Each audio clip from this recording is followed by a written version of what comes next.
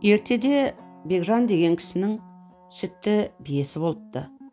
Ол биесін жұрт көзінен таса, сай ішінде сауады екен. Қымызы бүкіл ауылға жетіпті. Бірде биесін жасырын сауып жатқанда, сайға түсіп келе жатқан бір топ кісіні көреді. Бекжан биеге сұқтанса, көз биеге емес, тасқа түссін, тіпә-тіпә деп бір малта тасты бос шелектің ішіне тастайды. Өзі сүтті сауа береді. Аттылар жақын келгенде орнынан тұрып, «Ассалаумалейкум, жол болсын» деп сәлем береді. «Уғалейкум салам, балам. Манадан бері қарап келеміз.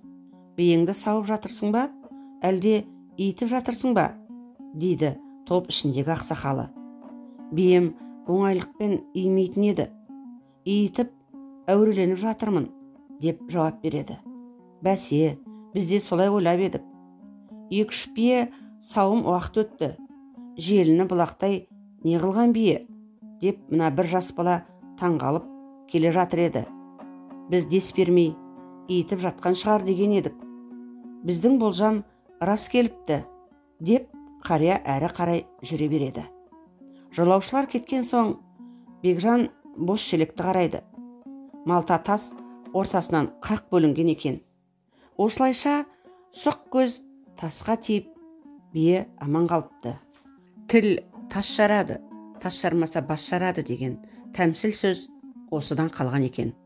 Ел ішінде көз тисе тасқа тисін, болмаса өз басқа тисін.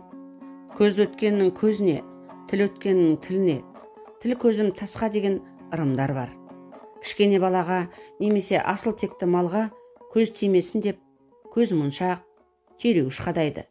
Ел сенімінде түйреуіш тосынан келген көзді, тілді түйреп өтеді деген сенім бар. Енді бірі үйдің босағасына, көлігіне қызыл шүберек байлайды.